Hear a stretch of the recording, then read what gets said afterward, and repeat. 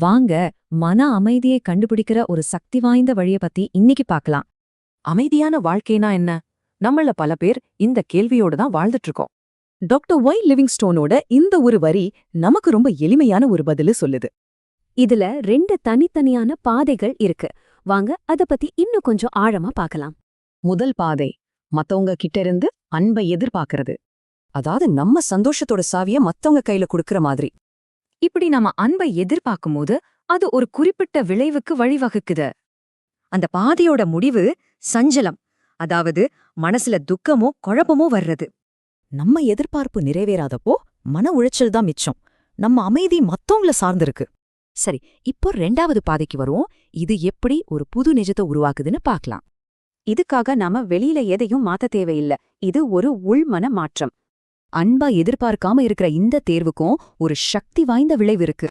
இங்க நாம அடையறது நிம்மதி, ஒரு ஆழமான நிலையான மன அமைதி. அமைதிங்கிறது மத்தவங்க நமக்கு தர்றதில்ல, அது நமக்குள்ள இருந்து உருவாகிறது.